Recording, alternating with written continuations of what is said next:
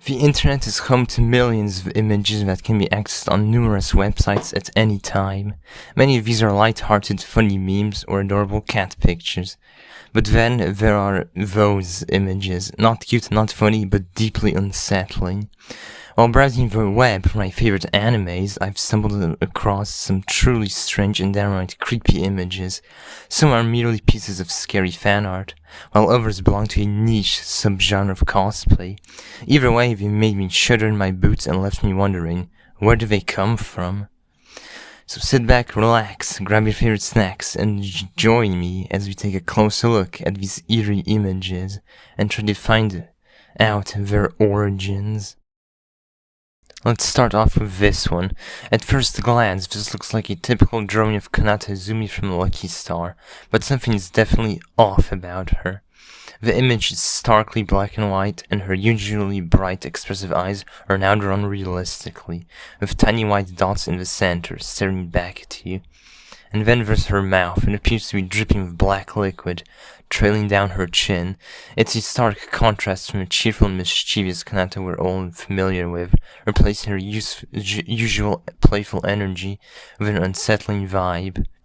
I'll be honest, the first time I seen this image late at night, laying in bed, I had a hard time trying to fall asleep, all because of my curiosity. Now, where did this disturbing version of Konata come from? Is it just an artist's dark twist on a beloved character, or is there something more to it? Using Google Lens, I found many similar photos that replicate the vibe of a drawing, but they are either original characters or from a different anime. After scrolling through the results, I found the exact match, which linked to a Danburu page. Once I visited it, I was presented with the original image in high quality. It looks even creepier up close. After snooping around the website, I discovered that the artist of this piece is called DCLC. They have another variant of the same drawing, which is just a close-up of Konata's face. So, mystery solved. I'd like to thank DCLC for nearly giving me a panic attack. It will not be forgotten.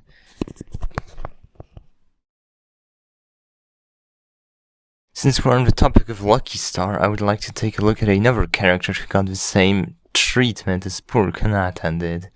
Tsukasa Hiragi, the shy, often clumsy twin sister of Kagami.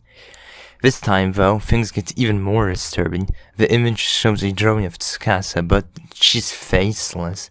There's an exposed hole in her face, where her features should be. The lack of eyes, mouth, or nose give it an eerie, unnatural, and empty feel. What makes it even more uncomfortable to look at is the empty black void that she appears to be standing in.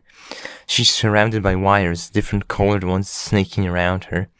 If you look closely, you will notice that there are even two wires coming out of a gaping hole in her face, almost as if she's been taken over by something. Wow, the Konata picture's nothing compared to this one. They really upped the ante with this drawing. So where did this distorted version of Tsukasa come from? Let's find out. Same procedure as before. This time I had to switch to exact matches mode to get some results, and lo and behold, another Danburu page. The artist of this fine piece is called Leica. Browsing through the gallery, they appear to have drawn Tsukasa in similar surreal styles, even parodying famous artists such as Vincent van Gogh, Salvador Dali, Edvard Munch, and Pierre-Auguste Renoir. I gotta admit, this is pretty creative, although it is not for everyone. Leica started pumping these out in 2009, which makes sense since that was when Luckystar was at its peak online. Either way, mystery solved. On to the next one. Another very popular slice-of-life anime series is Azumangadaioh, written by Kiyohiko Azuma. Out of curiosity, I decided to take a look at some cosplays that people did of the characters, and well, I came across this image, and let me tell you, it just screams an Uncanny Valley. This, my friends, is what's known as animegao kigurumi, a style of cosplay where a person wears a skin-colored morph suit, which explains why the hands look so weird, and a costume over it with a mask that accurately depicts the character. At first glance, it just looks like a bunch of folks having a grand time cosplaying as their favorite character, but upon closer inspection, the unchanging expression makes it really creepy to look at. Anime characters were never meant to be put in the real world, and this style of cosplay really shows why. There's something about the exaggerated features, like huge unblinking eyes and an unnaturally tiny nose, that just doesn't really translate well to the real world. Because of this, you get the uncanny valley effect, which means that something is almost human but not quite, making it an unpleasant experience. I actually seen this image while browsing the azumangadaioh subreddit one day, and the comments basically had the same reaction as I did. The liminal classroom also adds to the uncanny effect. Chio is supposed to be shorter because she's a 10-year-old, and here she looks like a grown-up. Osaka and Tomo look somewhat okay, but still unnerving nonetheless. So now, time to find the origin of this picture. Looking at the similar images that Google Lens spat out, I have found out that these were from some Photoshop on a website called Build Up Studio. They seem to specialize in producing masks for anime, manga, kigurumi. Scrolling through the website's archive, they did photo shoots of characters from other series, such as Love Hina and even Neon Genesis Evangelion. I definitely understand why this genre of cosplay is considered niche. It's not for everybody, and mostly seems to be popular only in Japan. Now let's take a look at the last one.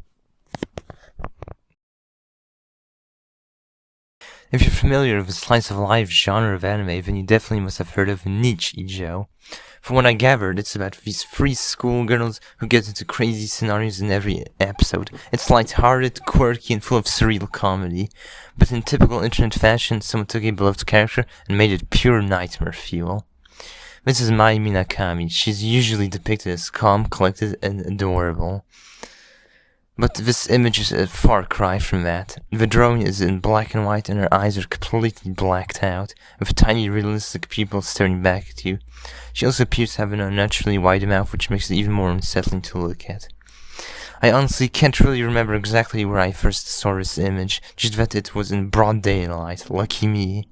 But still, I never really understood why people take existing characters and transform them into analog horror material. Maybe it's for the thrill of it, or maybe it's just an artistic choice. Either way, this one definitely caught me off guard. Anyway, enough rambling, let's figure out where this drawing actually came from. After running it for image search, I found exactly one match. Just one. It led me to a post on the Nichijou subreddit by user Darfion, who credited the drawing to someone called Oomph. I gotta say, your friend is really skilled at drawing. The art is incredibly well done, and now I'm curious, have we drawn any other Nichijou characters in this terrifying style? Because if they did, I gotta have a look. And that about wraps it up. I had a blast trying to uncover the origins of these eerie and downright bizarre images. So it's fascinating how the internet takes familiar beloved characters and gives them a creepy and unsettling twist. Who knows, maybe next time I'll uncover more nightmare fuel to share with you all. Thanks for watching. If you enjoyed this video, I'll be sure to make more. I'll be delving into the creepy side of Japan, exploring popular urban legends, and reading some scary stories as well. I might also look at different media like horror games, visual novels, horror movies, and haunted locations in Japan.